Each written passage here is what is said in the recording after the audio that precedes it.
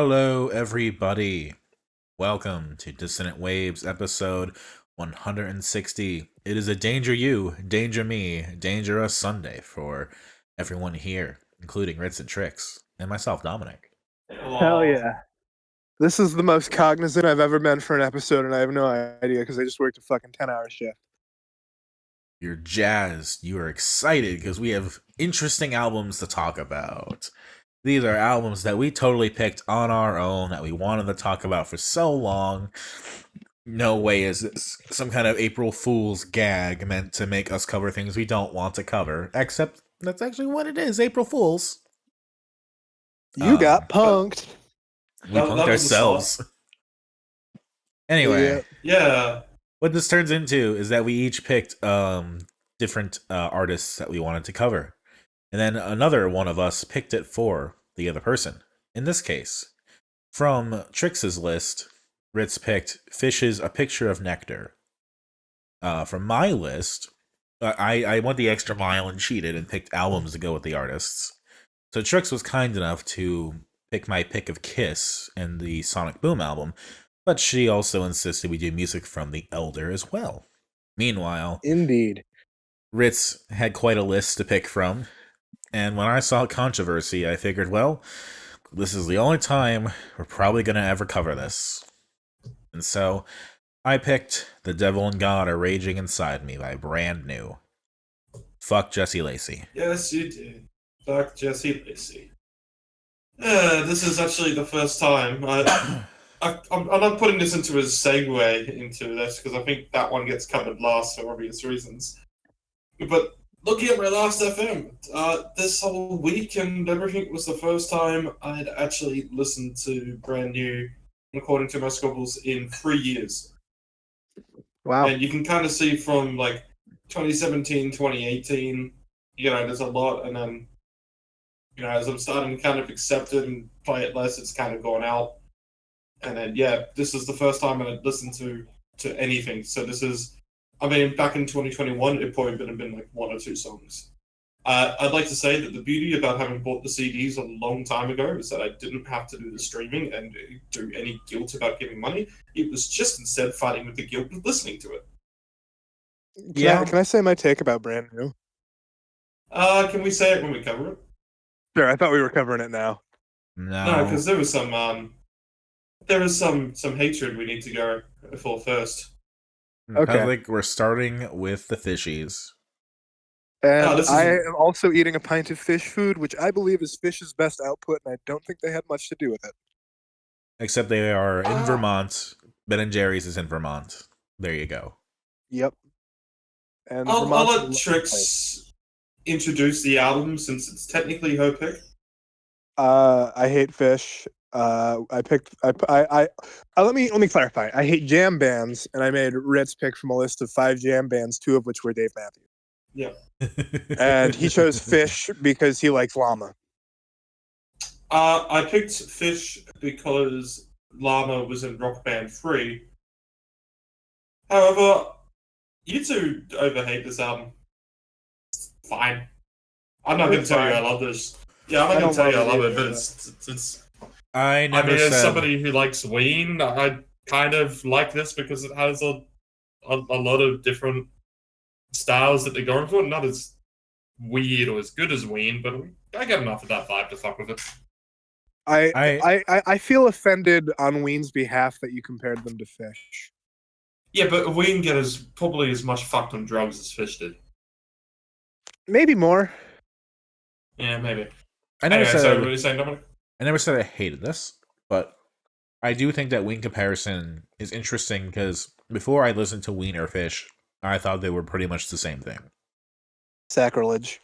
So now that we are on the other side of listening to Phish and we quite like Ween, the comparison is less apt than it used to be for me, but I still think there is a bit of that comedic styling kind of focus on easier, gentler melodies and songs and all that stuff, and the country, of course, is there too. But, that being said, ultimately, and now here's the sirens, of course, my opinion of this album is that, boy, it sure was the early 90s, and smooth jazz, muzak, new age shit was everywhere. This album has some of the dumbest fucking lyrics I've heard. Oh yeah, no, I don't think there's supposed to be any intelligence in the lyrics. I think it's more so that, hey, it might be a bit fun to sing along to because it can get stuck in your head, but it doesn't mean anything. No, I doubt it does. I mean, I can see why Llama was put in Rock Band 3. It's fast and it's kind of fun and it's interesting. Yeah. Yep. That said, Llama is a good Rock Band song. That said, the song I would actually really like to see on a note path, because I was imagining the note highway as I was listening to it, was The Landlady. That guitar bit just sounds like something that's tailor-made to have a note highway somewhere. Yeah, Well, I can see that. I never downloaded it. It's not on there. It's not The Landlady. But I actually found out what's going in through Clone Hero because I have the full DLC downloaded, which means for the first time I can play a lot of these songs. There was a Phish song that was DLC.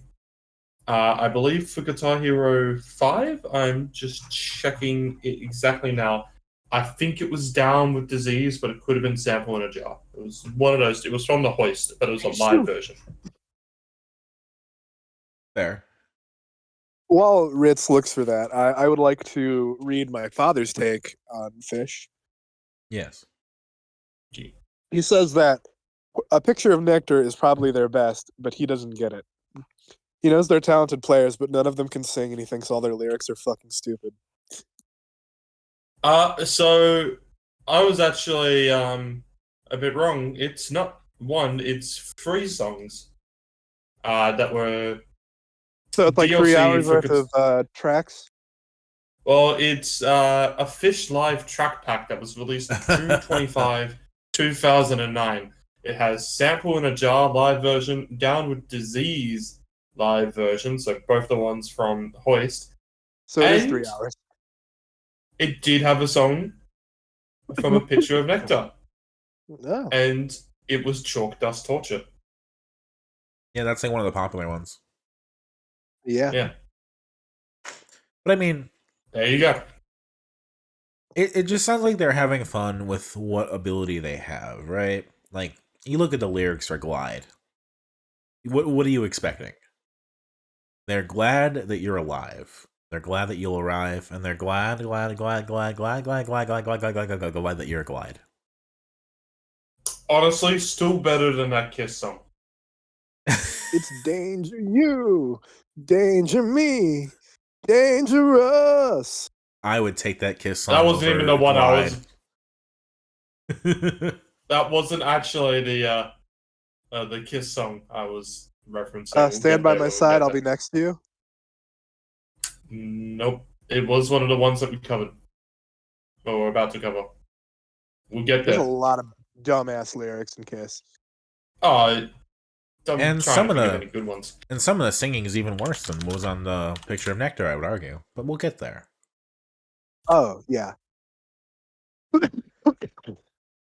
I mean, for a band from Vermont that wants to put a guy on the cover of their album and then have it in and also the shape of an orange, kind of. It's about what you'd expect. It's kind of cute. If Phish didn't get popular, they would have music degrees and disappointed parents. Potentially. Judging this as an album is kind of just boring to do, because, I have said, there are comparisons to some good artists or good albums that we have covered here, specifically in Ween, and just kind of the structure of how the album goes, and its ability to try and tackle different genres and just having fun with it, I think is great. But actually, listening to this as an album, it is incredibly disjointed. Yes. The Eliza interlude that happens as the second song is an interlude for nothing. It didn't need to be there. It just exists. It's not an interesting minute and a half anyway. It's if it was an introduction, we might have Dominic trying to compare it to L. Ron Hubbard, but fuck even off. then, I feel like that would be a stretch. It Yeah. deserves its place. No, I'm fucking with you. but it's full of just a lot of interludes that don't need to be there when this doesn't flow at all. I mean, what's the No. point of the reprise to Teresa? It's. Did they think Teresa was? I mean, I know it's the longest song on here, but did they think it was worth revisiting? If I had to guess, it's they played that part live, and they're like, oh shit, we should put this on the album, but we don't know how. We can't make Tweezer Yeah. longer. Reprise. Okay, fuck it. Yeah, we'll go. So, like, And, yeah.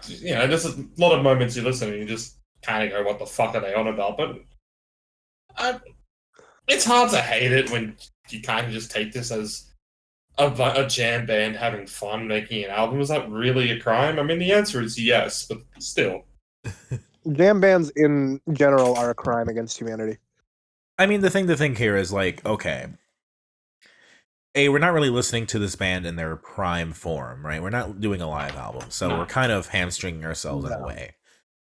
But also, this album... This is an alright primer for a live album, I'd say, I guess. Like, get you familiar with the sounds you're gonna hear before just totally fucking it up. And this is an album that was like one of their big major label debuts and things like that. So it has some context. Yeah. But listening to it, it is so gentle, so light, so fluffy that, like, even saying it's like a blender, is like, how do you put a cloud in a blender? Yeah. Like, you can get it in a dehumidifier. I say that, but it also is kind of a slog to get through because it's like an hour long. But it also, at the same time, as you listen to it, it's like, oh, this is fine. This is whatever. This is me waiting at the doctor's office, and they're playing an album that is acceptable. This is prime dentist waiting room music. Yeah. Yeah, I'm comparing it to that. I think you're fucking spot on, because, I mean, it's not exactly what you would hear in the waiting rooms, but you just do hear classic rock, smooth FM shit bullshit in there. I mean, usually what actually gets played is Fleetwood Mac, so we can compare it to Fleetwood Mac if you want. Oh, Fleetwood Mac is way Fleetwood Mac's better. Trix just hesitated even less. It's an April Fool's episode. We're allowed to create comparisons that are a crime against nature. Like, songs like Stash aren't bad, but they leave the head as soon as they're done. The Landlady I like because it has that interesting guitar riff, and it has the most salsa of salsa fucking Latin music piano I've ever heard. It is like the thing you think of when you think of like someone doing some salsa or some Latin music on a piano. It's that fucking exact thing. Before we get too into it, I would like to have an aside and tell my college Phish story about one of my friends in college. You let a Phish go to college? In the early 2000s. No, I had a friend in college. He went to a Phish show in like the mid 2000s to buy mushrooms. And he left the concert before buying mushrooms because he thought the music was so bad. And I don't know if I know you guys haven't been to a Phish show, but buying mushrooms is easier than like breathing air at a Phish show. No, I've been to enough concerts to get that idea. I mean, King Gizzard shows is usually somebody who's looking for something. I'm going to speak from a place of ignorance here, okay? I kind of want you to describe to me in better detail what is so wrong with the live shows. Like, I understand that they probably like turn these into really improvisational jazz pieces where they just kind of fuck around and noodle. And I'm going to pull up a video. I can't watch it because we're recording, but yeah. Just read the title. Okay. Well, it pops up way well. Where's the video, Trix? I'm pulling it up right now. Give them a second. Evidence. No, I'm gonna bully her until she posts it. Because I'm sitting. We've got something for this dead silence. Phish love you. Phish love you. Vacuum solo Amherst. Okay. He's literally playing a vacuum cleaner. That's kind of funny. Yeah, no, I fuck with that. It's interesting once, but that's about it. And it's all sorts of shit like that. So is it Yeah, that they I are? fuck with that. I mean, live's fun.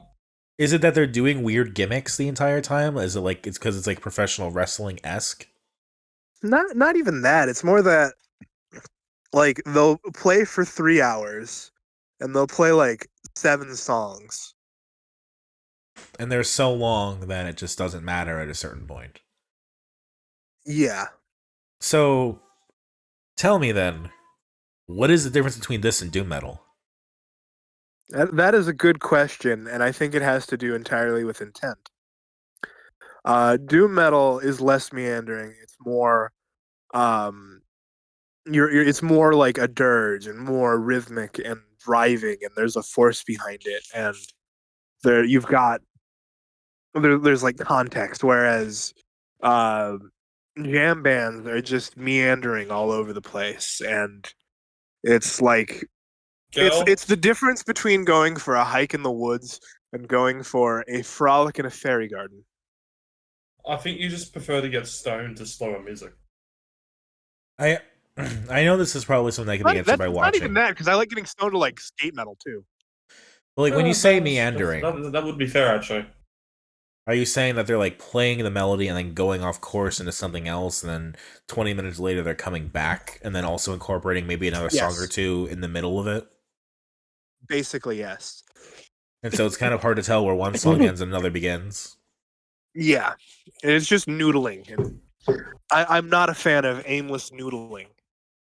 Again, you sit there and you tell me that every second of a song like The Descent of Man is plotted out. Okay, maybe not something like The Descent of Man, but Dope You sit there Smoker, and everything. Dope Smoker is plotted out every second. I would believe so. When they play it live, it's identical. Okay.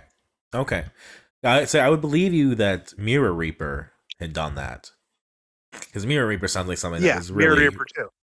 But Great Barrier Reefer. that's all planned out exactly to be how it is. I mean, it starts with the fucking talking about the 4 horsemen of the apocalypse, whatever the fucking Bible book is, Revelations. Sure. Revelations. I just think it's ironic in a way that you're so staunch that all those songs are perfectly plotted out. There's no meandering and noodling. When I guarantee you, the average person is gonna say, "What the fuck do you mean?" I don't agree with that necessarily, but 100%. there's a certain amount of like And we're dissonant ways. We're so fucking deep into this now.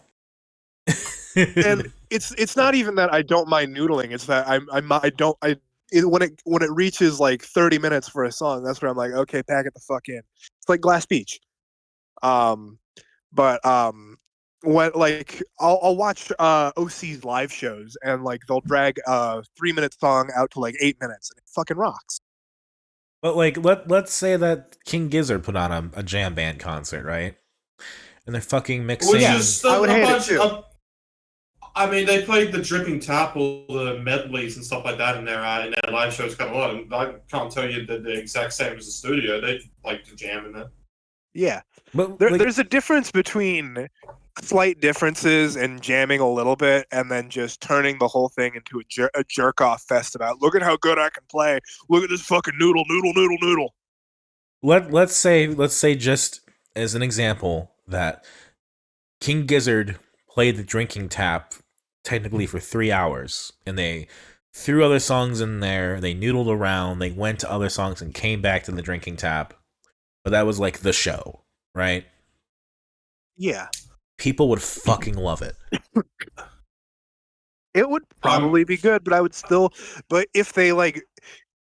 The thing with King Gizzard is that I could see them like doing like the Drinking Tap, and then like maybe throwing in a song from like fucking Nonagon Infinity in there just completely. I can actually just interrupt and say that they have had sets where they have started and finished with Robot Stop. Yeah. Okay. And that's actually really cool because Nonagon Infinity is a loop. I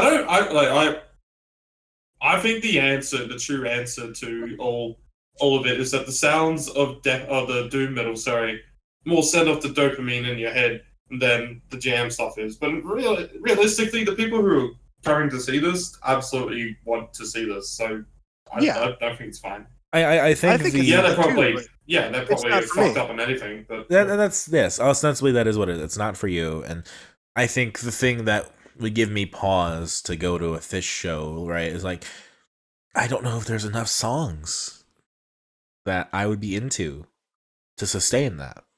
Like King Gizzard, yes, if they did 3 hours of noodling and medley, there's enough songs. There's got to be enough songs. They have so many songs.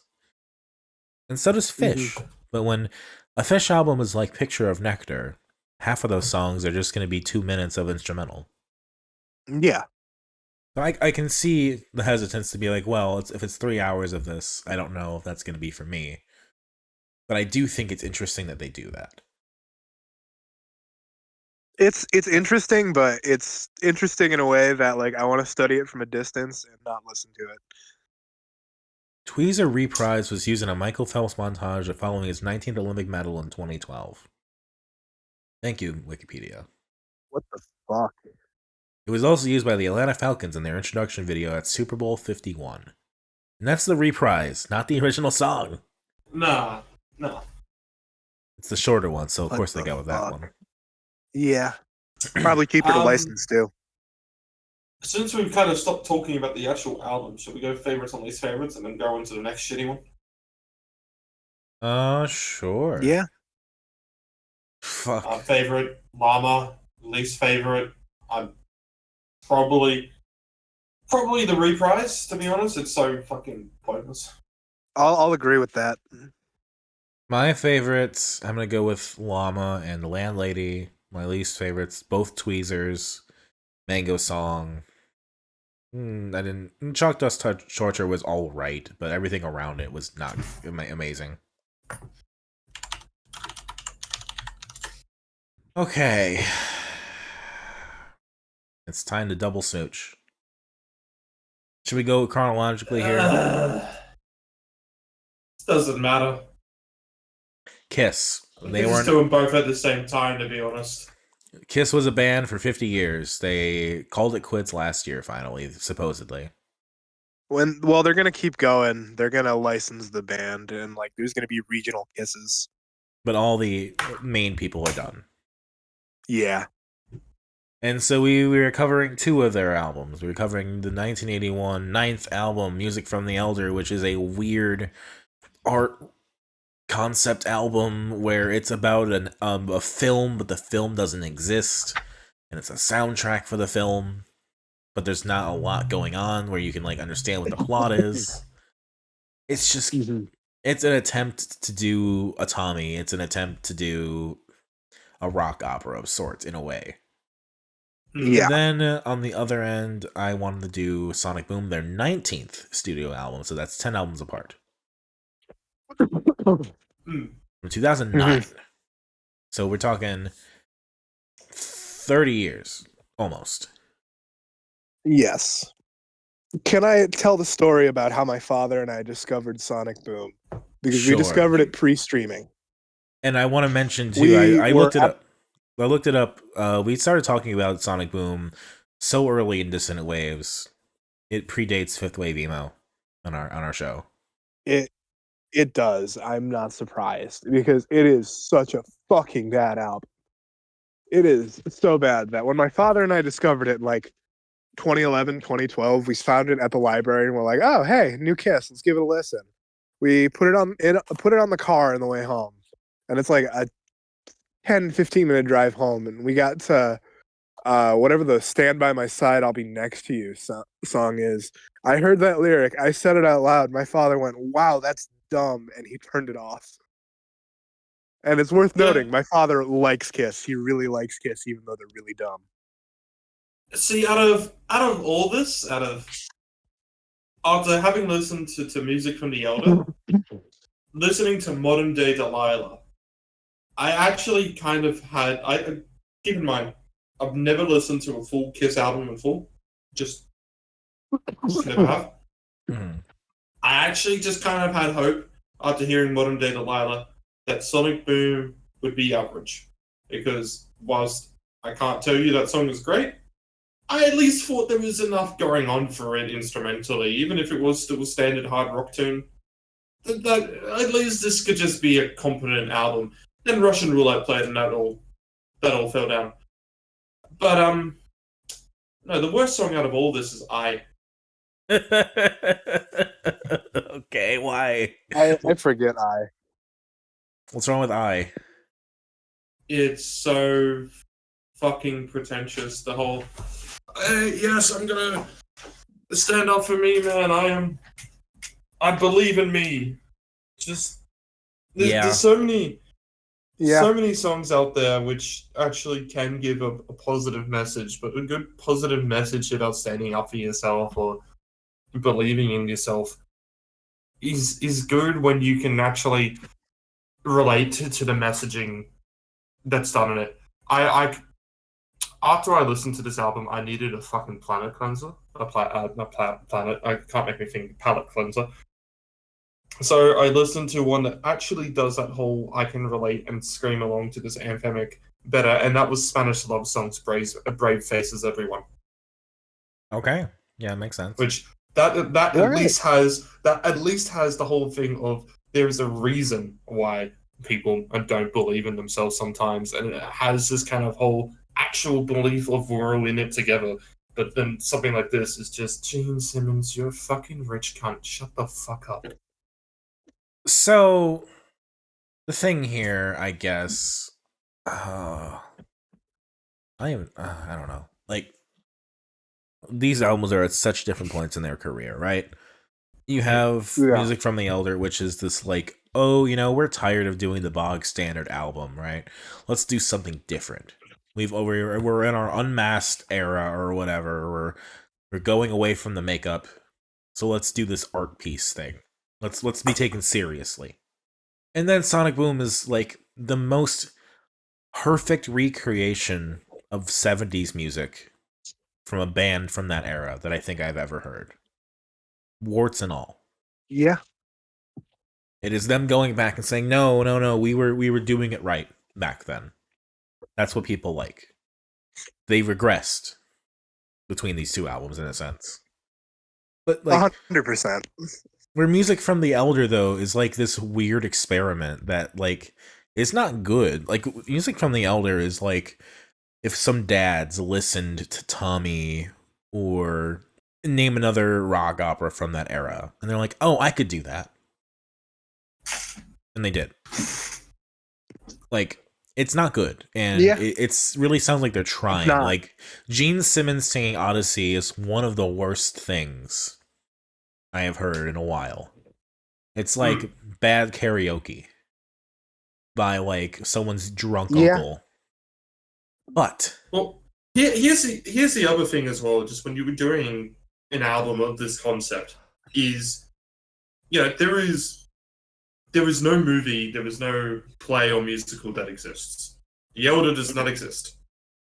So to fully perfectly execute this, you aren't just creating the music that fits to it.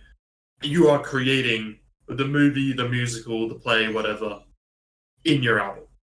That just simply be put. Else, you're just creating a bunch of songs, so an album. I guess an album, yeah.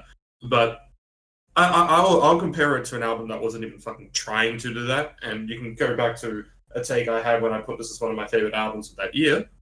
That I still hold to it. It was Tourists Every Day. It was an electronic album. It was nearly all instrumental. There was a couple samples and stuff that had some vocals or lyrics in it. But that was, not lyrical. That was not how to get it. And yet I could still picture it kind of that being like a soundtrack to like a little indie art film or something like that. Yeah. That's when the music does the fucking talking and allows you to visualize everything. And this is wordy. This is how it's all supposed to go. And I don't imagine a movie or anything like that. I don't imagine some epic fight scene that's happening at the end of I or anything like that or something like that. All I can just imagine is leaving the theater early. In a way, I think they succeed in making a movie soundtrack in the sense that it sounds like a literal soundtrack. Like all the little horn Yes. bits, all the little Yeah. choir moments. It literally sounds like a soundtrack of a movie from the 70s. And like that's the thing, is like a lot of the rock operas and things of that era don't sound like that because they're trying to be bigger and better. So it's interesting that Kiss, of all bands, whose whole shtick is that they do crazy unhinged stuff, is okay with burp burp burp burp burp. You know?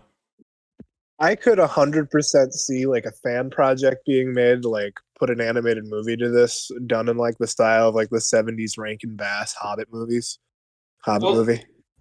the actual true thing to then compare that to is Interstellar 5555. Oh God. And that's Imagine. someone who actually made a movie of an album that wasn't supposed to be made by that. Yeah. And it's fucking great. And Interstellar 5555 is so much better. I wasn't comparing the quality because that's unfair to Daft Punk to be compared to something so little. Yeah, you're right.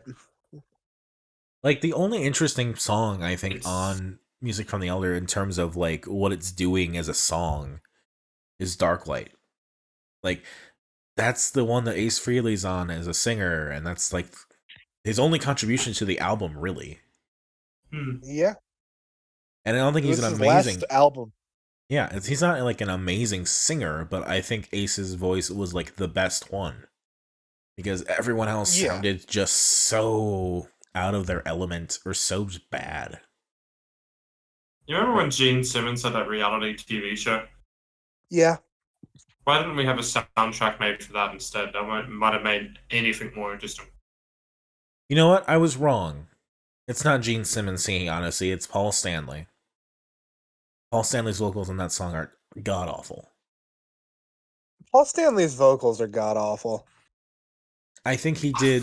I don't think that's really a fantastic vocal performance on Music from the Elder. I mean, there's moments where it's okay, but I mean, you go back into this, and I know things get better with time, and talk about it with 81, but then we also have the 2009 album, which has a very similar issue.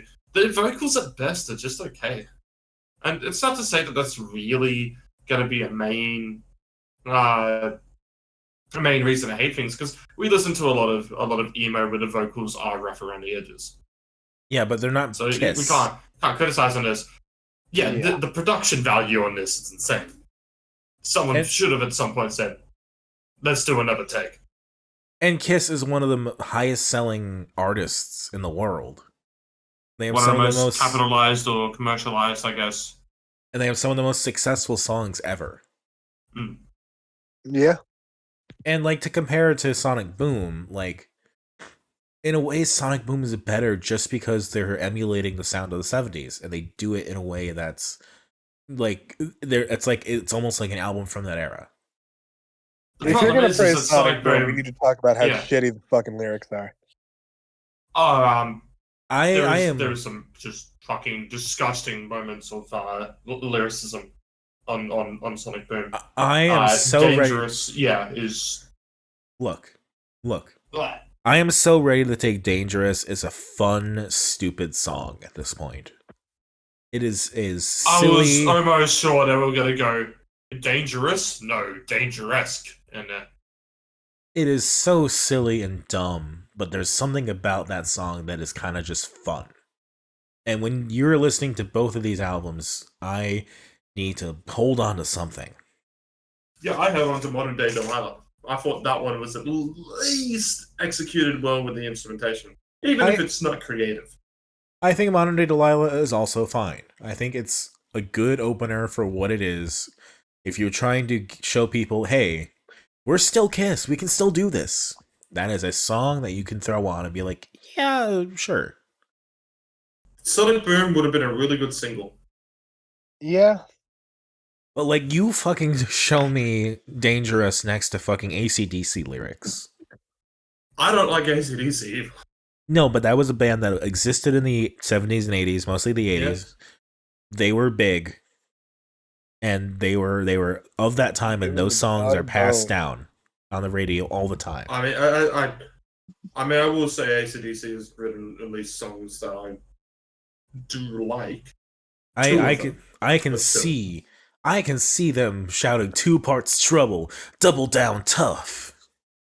I can hear that from AC/DC 100%. And that would be the classic "This is the AC/DC Wankfest." Yes, the lyrics are bad, but this is going back to the thing of, like, you know, rock in the 70s and 80s wasn't a paragon of amazing writing. Yeah, but I feel like these are particularly bad. Yeah, it doesn't feel like it's a revival of the cheese. It just feels like cheese. Yeah. I don't know. Like, yeah, some of the songs are really basic. I think that is a crime it commits. And I think if we're going, this is Kiss almost 40 years on, to do songs like Hot and Cold and I'm an Animal. It's like, what are you doing? We should be on this. Now, this might also be a wrong thing with the timing. But did this Hot and Cold come out the same year that Katy Perry's Hot and Cold did? It wouldn't be very similar. I think so. Let's take a look. Yeah. Just imagine saying that you had to like talk about which Hot and Cold was worse that year. And it was probably the Kiss one, to be honest. Yeah. That was 2008. Amazing. So very, but late September, and Kiss Sonic Boom came out October 2009. October, so a year's difference. Yeah. Which means they are the copycats. There was a bonus CD compilation for Sonic Boom, by the way. Yes, which was just a greatest hits. Previously released in Japan. Yeah. And it's all re-recorded. It was it was a let's get the new guys money. Let's cut out the old guys out and get the new guys money. It's kind of scummy. It's Tommy Thayer's version instead of Taylor's version. Yes. Thayer's version. Yes. And so, you know, I appreciate the going into Kiss has now allowed me to like understand the personnel changes of Kiss, because I was always confused about that. Every time you show me the picture of the guy, it's like, well, this is the gay one, but this guy looks even gayer. And that's a great image. Fucking look it up. Paul Stanley looks so gay on Look It Up, and Vinnie Vincent is wearing a pink shirt to show that he's gay. Yep. Who is the one that's actually gay? Tommy Thayer, or not Tommy Thayer. Vinnie Vincent. Ah, okay, interesting. He was before Tommy Thayer. Yeah, he didn't last super long. No, he did not. But like, I don't know. It was interesting, at least getting the rundown. I'm like, yeah, for 50 years, this is what they did. And we're in that latter day era that so many musicians are in now, where they're just keeping going, and some of them can do it, and some of them can't. Kiss cannot. But like, was Kiss ever good? I argue that they had good songs, but when most of the good songs were not performed by Kiss. Like, Rock and Roll All Night is like the boilerplate rock song to end all boilerplate rock songs. I will defend Goin' Blind as a good song to my dying breath, but I will always prefer the Melvins cover. I don't even know that song. Good song. You know, sometimes I also wonder. Hell. You ever actually looked at the allegations against Gene Simmons as well? Maybe Kiss should have just been cancelled, but they really weren't good enough to get past some of these things. Well, they tried to cancel him. You know the whole Night in Satan's Service thing, right? Yeah, I'm not talking about that. I'm talking about stuff like telling people with depression to kill themselves, some allegations of sexual harassment. Even Fox News said that he'd gone too far with that. Just there if you Google it. It is. We're talking about another artist that so deservedly got cancelled, and I always feel like, hey, PR does go a long way. I feel like there are certain levels of artists who would just never be able to recover from this, and Gene Simmons was still giving good PR, still a member of the Rock and Roll Hall of Fame. Not that that really matters, knowing that the Rock and Roll Hall of Fame is kind of just a joke anyway. But yeah, high status. You got to remember that Gene Simmons is the type of person that is like Johnny Ramone, if I believe I'm making the right analogy. I'm just starting to remember. Super, not realize because I always know this. More conservative and just espousing like the things that rock and punk stand for. Johnny Rotten really is also another way of that. There's he did the whole "God Save the Queen" and then fucking a British butter commercial where it's like the equivalent of like an American MAGA thing. I can never understand how a band that's whole gimmick is dressing up could ever make comments that are very anti a certain group of people. This is just drag. Let's be honest. Everything they did was drag. I mean, fucking the Starman, the Demon. It's fucking drag, honey. It's wrestling and drag together. Oh, look at those outfits, man. They're more drag than wrestling. Oh, hold on. Oh, we need to talk about the movie that Gene Simmons was in, Never Too Young to Die, starring John Stamos and Vanity, in which he plays like a trans person. Oh, like the villain is trans. It's a dumb 80s action movie. Like he goes full drag. Like the movie exists in a weird Gene Simmons movies. It exists in a way to just further the idea that Kiss is drag. We've solved it. Yeah, Kiss is drag. Kiss is drag. That's the takeaway. Both these albums sucked. The takeaway is that both these albums fucking sucked. Kiss suck as a band. I get, there's a bit of hype for the glam back then, but really, we can kind of just let that be a period of time. I know some artists have taken inspiration from the styles and aesthetics that Kiss had made popular. I mean, Kiss were known as the whole, this is how we dress up, and now there are bands that do that whole thing. I mean, yeah, they wouldn't have been the first, but they definitely popularized it. That's still a thing, but without Kiss, we wouldn't have Guar, and that's something to be thankful for Kiss about. In the end, these are just two shitty albums. Yeah. Yeah. I mean, the Kiss condom has to be probably the best way to prevent sex, because I can't imagine fucking anybody wearing that. Well, there's also the 9 Inch Nails condoms. I'd rather fuck a 9 Inch Nails fan than a Kiss fan. Because 9 Inch Nails fans, that's fair. 9 Inch Nails fans know how to be fucking direct. Yeah. I want to fuck you like an animal. Okay, and? Continue. Please. Continue. Meanwhile... what about what about the Kiss side. Coffin, guys? Would you be buried in a Kiss coffin? I mean... God, I know that exists. No. It's so shit. Here's what you're gonna do for me, okay? When I die, put me in a Kiss coffin, and then cremate the coffin. Let's go! Why wait till you die? Let's just cremate the coffin. On the topic of Kiss condoms, do you guys know what they look like? No, because I've never worn one for some reason. I mean, I haven't either, but there's images of them on the internet. And when you put them on, they have a photo of Gene Simmons on them, and his tongue goes down the shaft. I was gonna say, I've seen Gene Simmons. I can imagine what they look like. Let me see if I can find a photo. Yeah, I'm done talking about Kiss. This sucked. This is...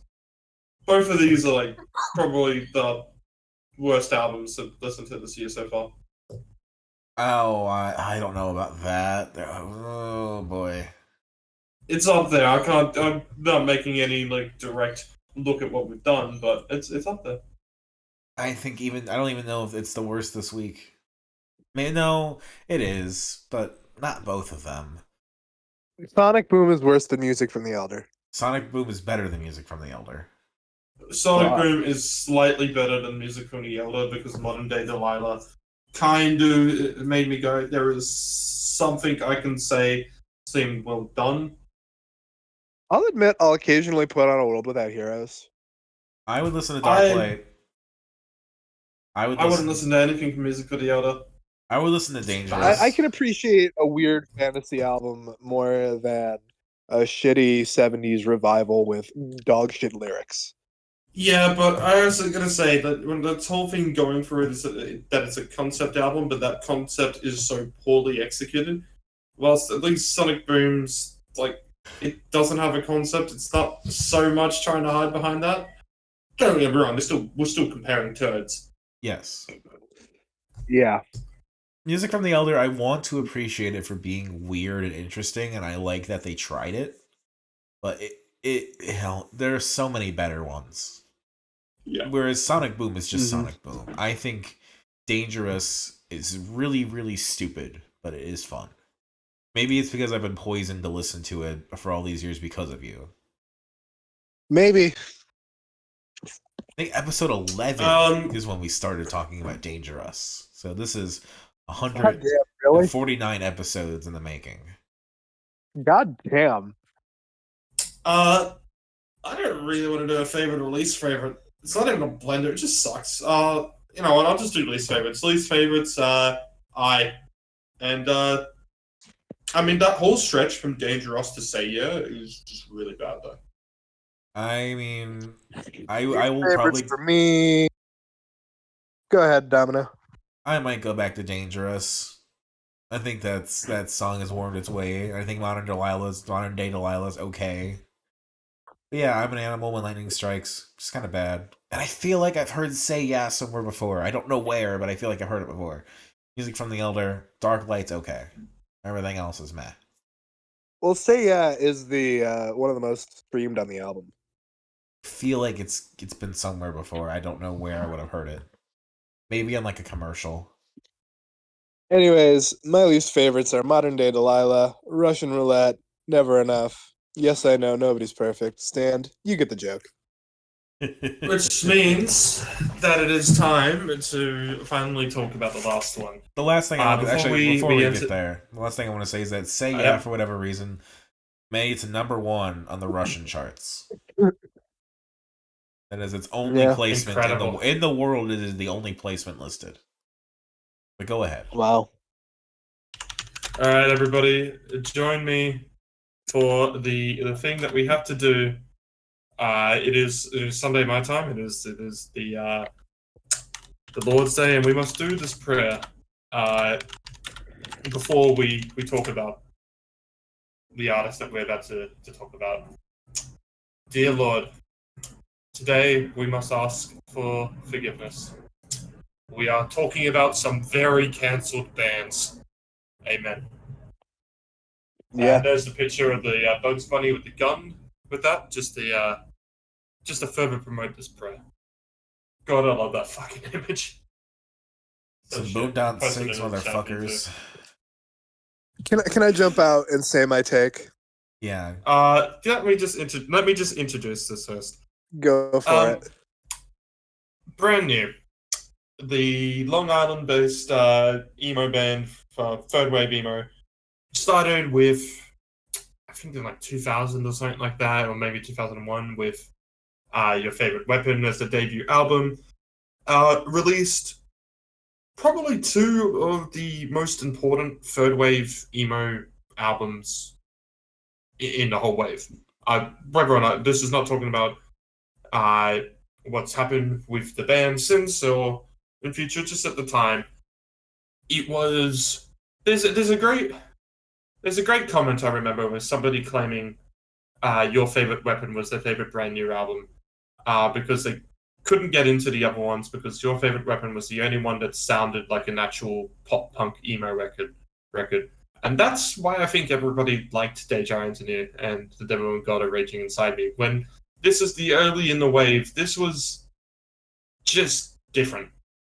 It was completely... I don't think there's much bands I can think of that have actually even taken on that sound. Like, yeah, there were people in the same scene and stuff like that, but actually doing the sound that Brand New were doing, there wasn't much. And with the whole angstiness of all the lyrics and these dark, depressing topics and everything like that, it was, for a lot of people, the thing to listen to. And during my primary school and high school times, I can tell you, I listened to these albums fucking constantly.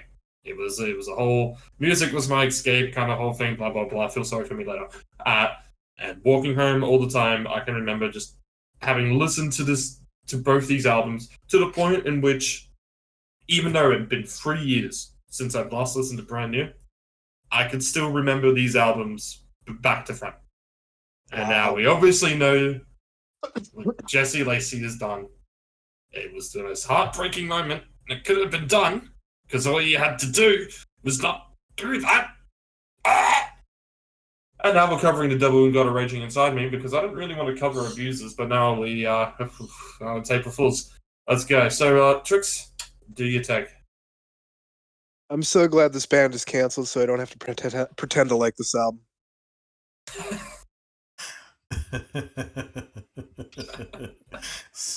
I mean, so there's a few things, because I never listened to this album. I had seen this cover art fucking everywhere. This picture is seared into my memory of like Tumblr It era. is one of the internet. most. It's one of the most memed emo album arts. It's a part of the whole house meme as well. For those who somehow don't know, it's a little girl kind of hiding between two people dressed up in like skeleton masks or demon masks in trench coats on a porch. It's this Elmer and Crystal Castles 2 that I just remember from Tumblr era all the fucking time. I've mostly seen this on Twitter, just talking about how Jesse Lacey is a pedo. Yeah. So, you know, I was always curious because I never listened to this band or this album, and so we are here. And the first thing I thought of listening to the first song, I said to myself, oh, this is where car seat headrest comes from. Because the way sewing season sounds... That is a wildest take. The way sewing season sounds, the vocals are similar. Yeah. I didn't like car seat headrest either, really. I just heard that voice, and I heard fucking Will Toledo. I'm like, oh... Not to say that Will Toledo is like Jesse Lacey or Brand New or anything at all, just that influence, I think, is maybe there. I mean, there was a lot of sounds and a lot of different genres that Brand New incorporated in these albums. And this one, I mean, they always had kind of elements of post-hardcore in it, but I feel like in these two albums specifically, they kind of just knew when to execute it. And you know, you wouldn't call these screamings anywhere near screamo, but it was definitely an edge that felt legitimate. Sure. And I think there's a lot to be said about the pacing of the album, and a lot to be said about... It feels like a really good autumn album. It feels like an album that is meant to be kind of like encroaching with seasonal depression. You know, a song like Jesus Christ has an interesting guitar riff, and then it's kind of gentle and interesting and still emo on top of it. But also in ways not. And so it's really interesting for that. At the same time, you know, there's a section of this album that is interesting. Jesus Christ, Degausser, Limousine, you know, some of the stuff a little bit later perhaps. But there's also this sense I kept having of like, I don't know if any of this really holds up. I went back into, after this, not only having listened to The Devil and God, but I listened to the full of Deja and Tandu as well. I can say safely, I think Deja and Tandu is the better album. I hate using this word to separate the art from the artist, but I guess it's what we're kind of doing here. We've acknowledged how terrible Jesse Lacey is, and that can only get you so far when you're talking about this, because this wasn't a cult classic. This was known when it came out. And so this is something that we all can look at the 2006 glasses. Same with the Deja and Thunder. And there are still lyrics, though, that it's hard to do it on on both of them, especially knowing what we do now. I mean, Jesus, which has lyrics in there which is about him being like, "Oh, am I evil? Jesus will come and tell me." But that's not what happened. It wasn't Jesus who come and told you. It was everybody who has a fucking brain came and tell you that. You don't do that. Yeah, there's And lyrics there are out here songs- all over songs that are like that now. Yeah. Yeah. But looking back in the glasses that we did, there were some moments talking about it here. I mean, there was some actual interesting lyrical concepts. Limousine is a 7-minute journey talking about a ring bearer that got ran over by a drunk driver. The Archer's bows have been broken after this whole album, which talks about like religion and the conflict. It has this kind of message of you're not going to be getting people to be religious by bashing people around with it. It had this kind of whole accepting everybody, a kind of message into it, and the whole thing. It was a weird thing to have. You won't know talking. I mean, we compare it to fucking Alex Bonielli because we're gonna have to do that now. It's a case of trying to do those songs about this is me after death and how everybody. It's like you won't know that I'm dead or something like that, or that I'm missing you, kind of shit. That's a whole fucking line, but it's somewhat better executed. But I still think this one doesn't even hold up. I think You Won't Know is one of the songs that doesn't hold up. Just when we even not just talk about the lyrically on it, I just think instrumentally it tries to do that kind of whole horror, kind of spooky vibe of death or anything like that, but it just isn't as interesting as what some of the other topics have done on this album. I think this is one of those things where it's like, if nothing really sounded like this at the time, I can kind of get it. Like, I think this is an important factor into like what Bandcamp music became and what like more modern indie is. But I'm seeing comparisons here that says like this is up there with like the best indie rock records of the 2000s with like Kid A. And Kid A is so much better. Trix, Trix, you famously have no opinion on Radiohead, pretty much. Would you say Kid A is better? Yes, I would. I've actually been kind of slowly been coming back to Radiohead and listening to more. And some Radiohead songs have been working their way into my rotation. It's working. But yes, Ritz, I'm sorry. But that's the thing you're on about though, Dominic. Nothing sounded like this when it came out.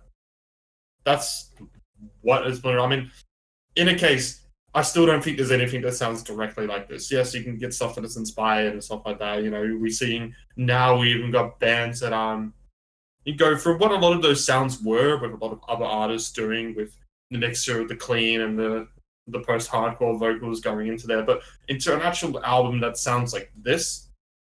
Definitely at the time, no one else did this. This was, in a sense, the post-emo of the third wave. It broke down what emo was, and it was still an emo record, but it did not sound like any of the emo that was coming out that time. I don't think it sounded like anything that came out before it. There is a universe that if we didn't have that whole big, absolute mainstream wave of emo, I feel like fourth wave could have been an evolution of this. Not just specifically this band, but, or this sound that could have happened. And in the end, that's not what we got. Instead, the fourth wave is more of a revival of the second wave, and now the fifth wave is kind of going on from there. Sure. Yeah. We are almost plagued by the fact that the fifth wave or that email got mainstream for a little while. Yes. And I mean, if I listened to this the first time after listening to all the fifth wave that we have now, I probably wouldn't be as impressed as I was. There is a lot of nostalgia glasses that I have to take off for this, and I've been trying. And honestly, I kind of do go back, and I think Deja Intendu, the one that we didn't cover, is still the 10 out of 10. After having listened to that and trying to kind of think about the lyrics that are going onto there, I think that was well executed. It has that kind of similar sound that was going on there. I think it's just a lot more impressive. But this is still when we talk about the actual sound being executed and the instrumentation, what they're going for, it's still the magnum opus of their discography. That's the weird thing for me to say when I prefer one over the other. You said it's the Magnum Marco? The magnum opus. Oh, Magnum opus, not the Magnum Marco. Yeah. Because this is the one where people go into with like, what did make them the big draw? And I mean, the first song I would have ever heard from Brand New would have been Sewing Season, would have been Guitar Hero 5. And I still like that song. I don't listen to it anymore, but I still like it. I thought it's a very interesting song that again, how much emo did you hear that sounded like that? I know that's what I'm constantly saying is like, how much did you know it sounded like that? But that is the main draw. They were fresh. In a way, I guess I'm disappointed in myself, right? Because like, I was kind of hoping that I would be able to see it more clearly than this. There's the whole trope that, Seinfeld isn't funny anymore because every show was like Seinfeld when sitcoms were still a big thing. Yeah. I still thought that Seinfeld was good, like when I saw it myself. Seinfeld is good. I started watching it this year. I like Seinfeld. It's funny. And so I was kind of thinking, would this be a similar situation where even though I am so familiar with what emo has become, could I go back and appreciate? In this case, no. But it's not impossible because I liked The Hotelier. Home Like No Place There Is fucking great. It's fourth. I swear you two were a lot more mid on that when we covered it. Maybe we were, but looking back now, I think that is the better album and more interesting to me.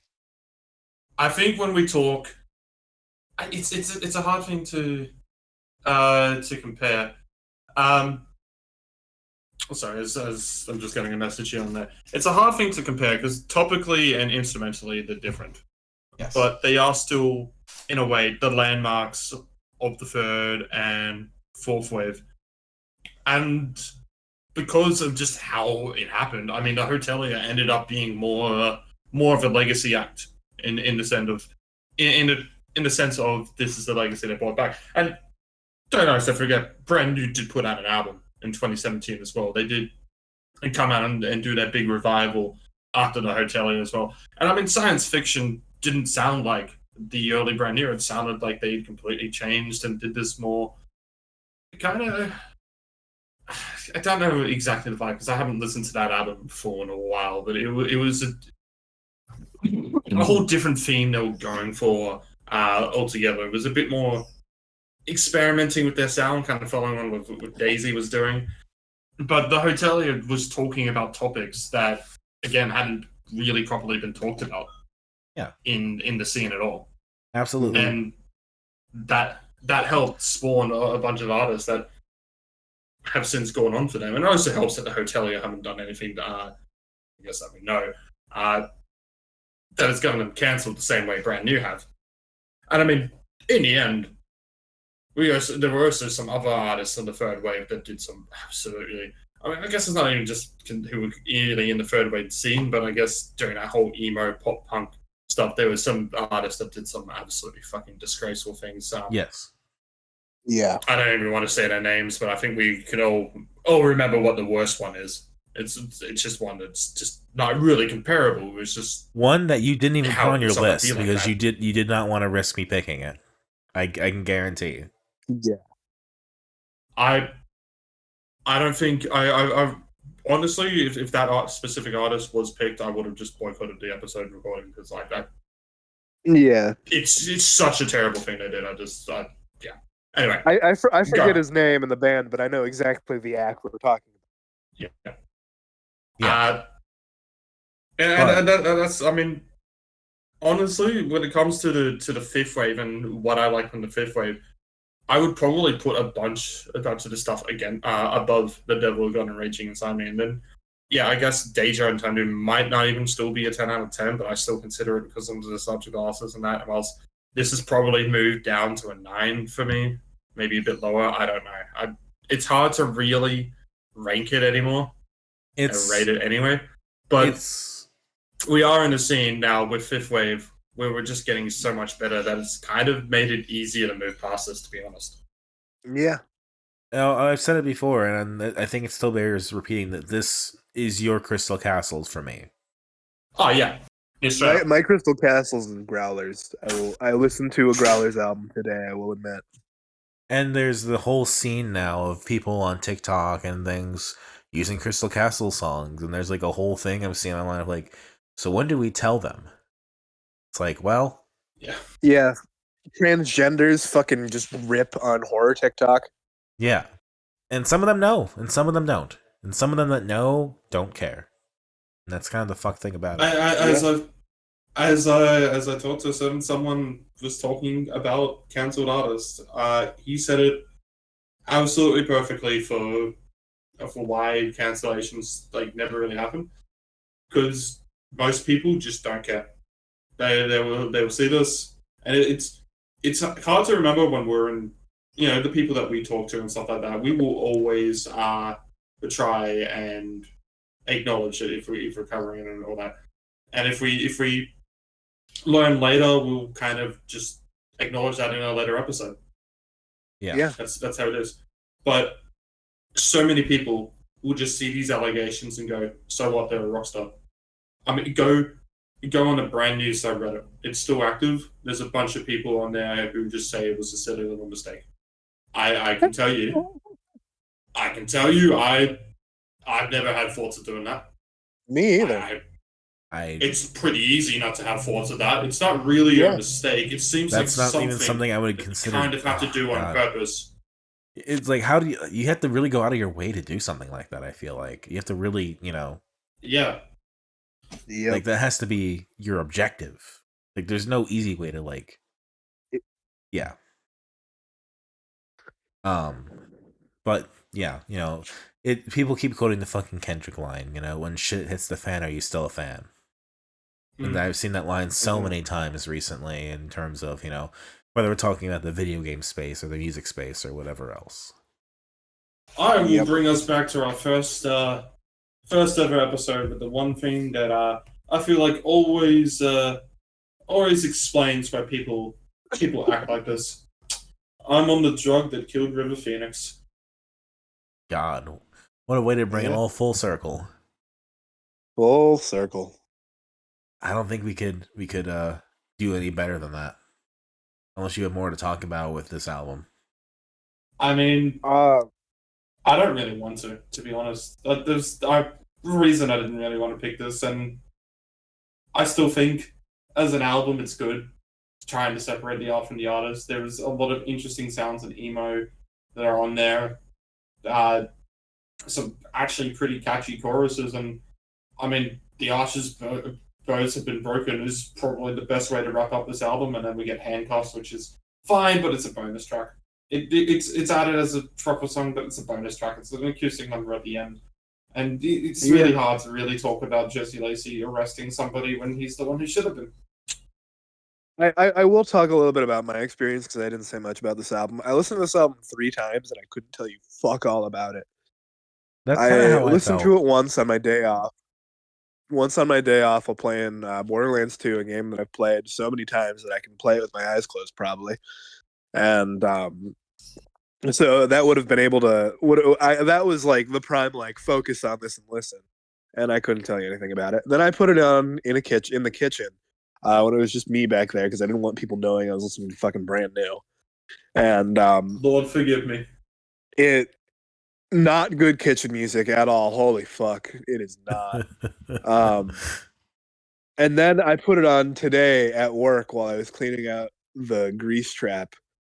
And I feel like that's an apt metaphor for this album. Just elbow deep in old burger grease, hating everything and just being grossed out at it. Honestly, I'm kind of happy you two aren't so keen on this album because it means there's so little chance of this being brought up again. Yeah, no. I mean, yeah. When I first listened to it, there was really not much I could remember. Now that I've listened to it a few times, Handcuffs kind of stands out to me. Jesus Christ obviously is the big song, I feel like, and Sewing Season's well known. Limousine and you won't know. I thought it had interesting things in them, but like, if we're talking, where does this sit? In my opinion, of like the pantheon of emo music, it, as much as I hate to be that guy, even though this is the album to be it about, you know, times have fucking changed. The future is now, old man. Yes. As important as this is, it's not important enough that it stood the test of time. And maybe this is all clouded by the allegations, but I don't know. It didn't. It did not come across to me as an especially fantastic album. My final thoughts is that having listened to this again and trying to do it with the freshest of ears, it's not as good as I remember, but I did remember this being an absolutely perfect album growing up. I think there are definitely moments though that are clouded by the allegations, just because of some of the lyrics are hard to get past, like the opening of Luca, where it's where he's basically saying, "When I'm out late at night, I'm up to no good." It's like, okay. Probably the best though that you don't get ruined by is the instrumental tracks that happen on this, Untitled and Welcome to Bangkok, because you can't ruin it with that. I do think when it comes to interluding instrumentals, Welcome to Bangkok is fantastic. It's a lot better than the Rush one. Untitled is another one of those. Just, I think they were trying to do a Beatles Revolution #9 moment on there, but didn't really quite come as through. Now thinking back on it, yeah, and I don't know, I still think it's a great album, but I don't think it was made by a great person. I think the best thing about the album is the cover, and it's not even their photo. I rate this album just the grease trap. Nicholas Pryor's Untitled number 44. Great photo. But yeah, that's it. I prefer Deja Entendre. Although Sick Transit Gloria being about unconsensual sex also doesn't hold up. So what's the worst one we've Mhm. listened to this week? Is it just Music from the Elder? Yeah, I think Sonic Boom's worse. the answer is that it's Kiss. Yeah, it's just Kiss. Honestly, the nicest band out of all of them is Phish. Yeah, which is a fucking surprise. I mean, I think we could have seen this coming. Considering we picked Kiss and Brand New against Phish. Or Phish's worst sin is that it's a jam band. Trix is still finding a way to he'd be a cool guy to challenge for smoke that. joint with. You both spoke at the same time. Yeah, we did. Yeah. All right. Anything else we want to talk about with this all as a whole? Was this successful? Did we need to do this? I don't know. Trix, how do you feel about it? It was fun. No, but that's April Fool's. I This was really appreciate fun. that we did this. It was fun. It also sucked. But it's a fun format. I do like when we do weird shit like this, like the Cardinal Heart episode. Sometimes it brings us down really interesting paths. It does. And there are plenty of albums from 2006 that I think are better. So we can always go back to those. Is that a hint for his pick for next week, I wonder? No. I already talked about Fair my enough. pick last week for this next episode, kind of. Well, how about you start with it? I mean, so the next episode you will probably see in this feed is our interview with Elizabeth Whittington's or Sarah from Elizabeth Whittington, and we gotta do more research. So, Which means that there is one pick that I'll add on to next week. But go on. So we're gonna do the longest misery nap ever, which is the extras from We're Still the Same, If Not Minorly Fucked.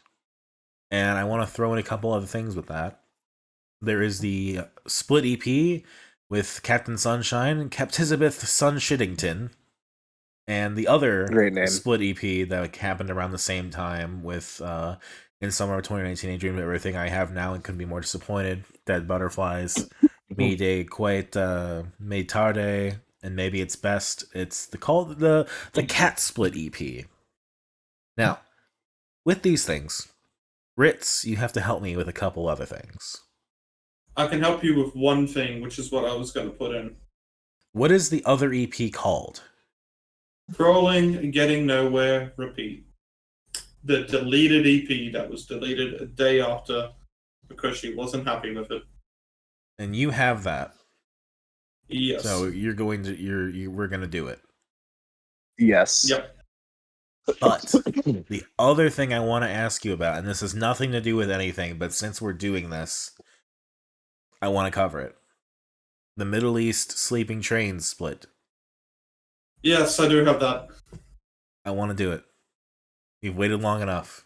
I can add that on.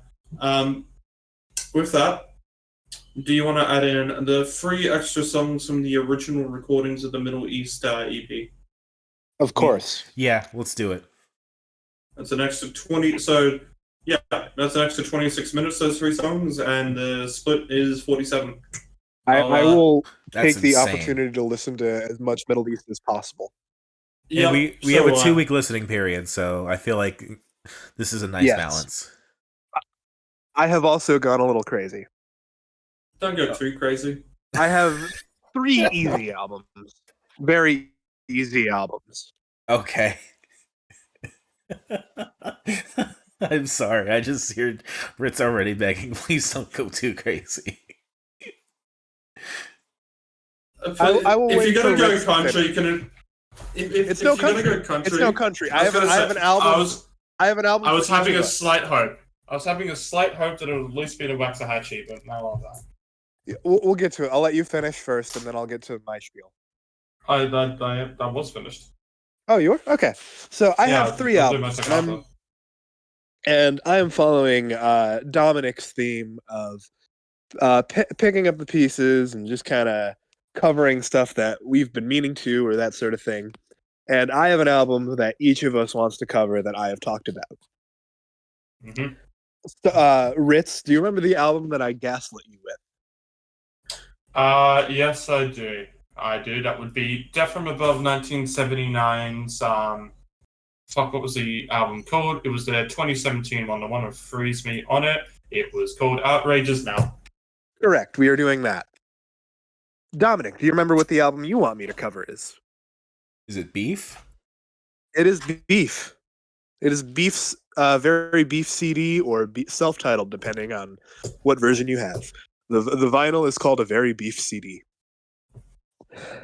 And for me, we're going to be covering Rush's Hold Your Fire.